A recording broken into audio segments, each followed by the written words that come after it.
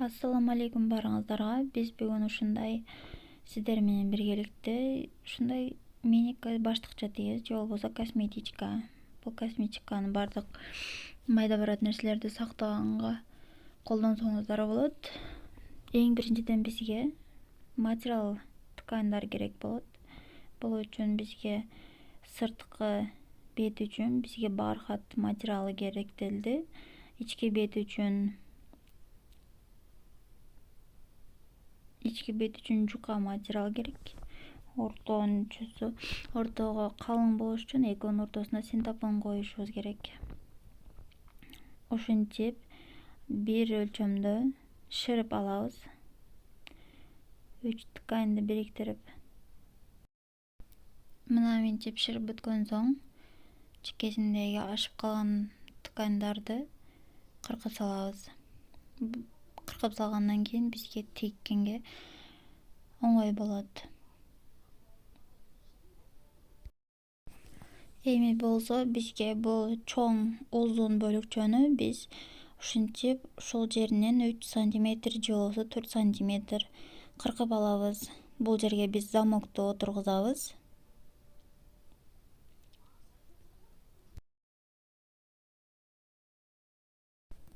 Замокту отургузуш үчүн бизге односторонний лапка керек болот.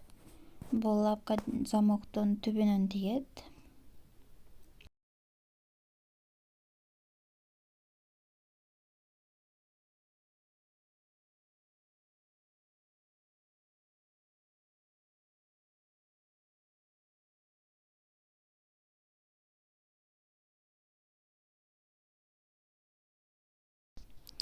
Ошентип замоктун баш жагынан баштап отургузуп баштайбыз. Замокту бош кармайбыз дагы, астыңкы тканьды тартып тигебиз. Мына мынтип биз замоктун эки бөлүгүн эки детальга отургузуп алабыз. Бириси кичинекей деталь, бириси чоң деталь. Мына мынтип биз эки замокту тең отургузуп бүттүк. Замоктун эки жагын отургузуп бүткөндөн кийин биз ички жагына, замоктун тигилген жагына лента кадайбыз. Односторонний лапканы бул жерден чечип алабыз. Бизге болду, керек эмес ал. Кайра өзүнүн лапкасын коебуз. Биз биринчи лента кадашыбыз керек. Лентаны кадаш үчүн замок тигилген жерге дагы бир строчка берип алабыз.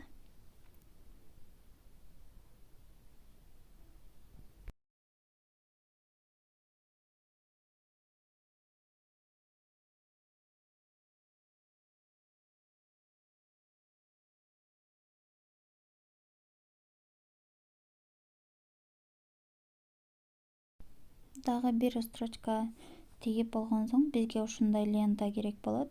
Лентаны бул замоктун четине тигип чыгабыз.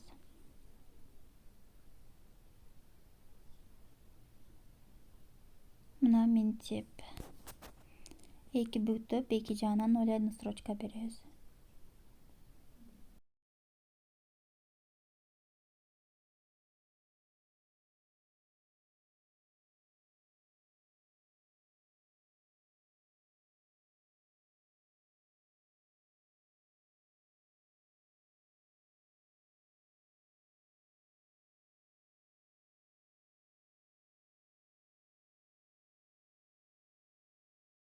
Мына достор, лента тигип бүткөндөн кийин биз замокту ич жакка кайрып ал жерге 0,3 сантиметр болгон строчка жүрөбүз.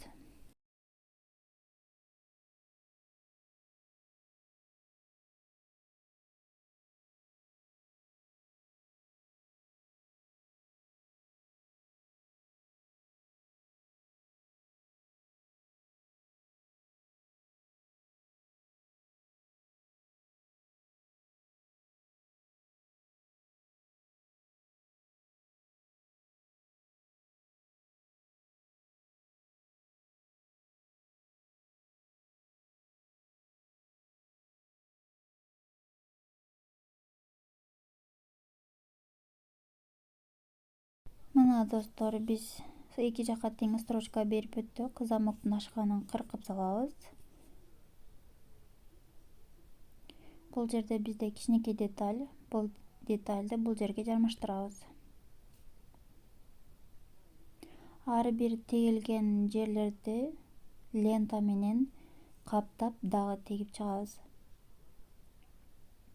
Могул замоктор катуу болгондуктан ийнеңизди абайлаңыздар, ийне сынып калышы мүмкүн.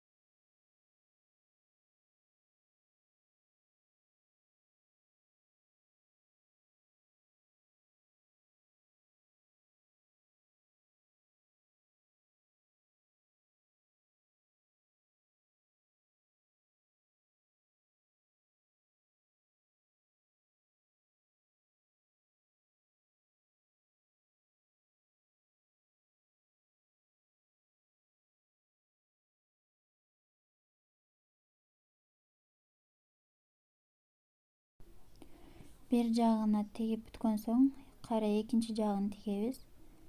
Ошондо бул тоголок формада болуп калат. Ар бир тигилген жерде лента менен кайра каптап чыгабыз.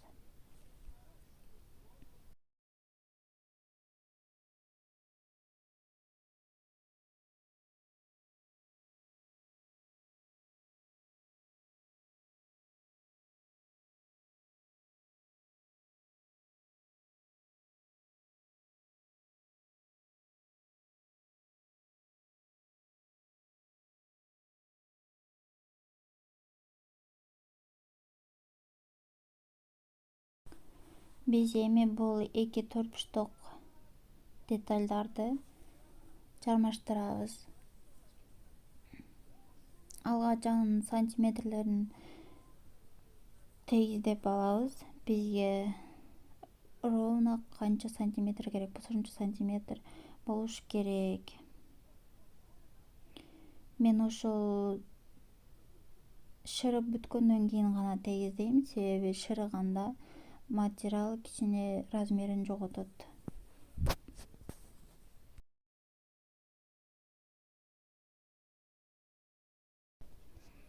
Алгач чоң детальды эки бөлүп, эки жагына растечка коюп алабыз. Растечка коюп туруп, анан төртбурчтук детальды жармаштырып баштайбыз.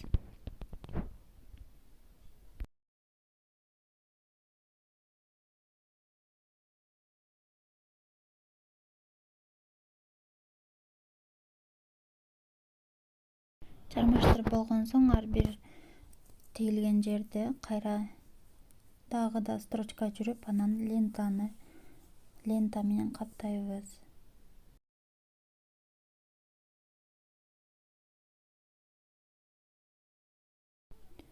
Мына мындай тегип бүткөн соң ашыкча жерлерин кыркып салсаңыздар болот, себеби лента тегиз отуруш керек. Мына ушинтип экинчи детальды дагы үстү жагына ушинтип жармаштырабыз. Ар бир тигилген жерди лента менен каптап чыгабыз. Мына достор, үстү жагын дагы ушинтип жармаштырып болгон соң бир сыйра карайбыз. Бизде ушундай косметика даяр болду. Ашыкча жерлерин, ашыкча жиптерин кыркып салабыз. Мен бул сумканын размерлерин описанияга калтырам, ошол жактан карап, өзүңүздаргө даяр размерди кыркып алыңыздар. Сиздер дагы ушундай мини косметичка тигип көрүңүздөр. Видео жакса лайк басып, каналыбызга каттала кетиңиздер. Кийинки видеолордон көрүшкөнчө.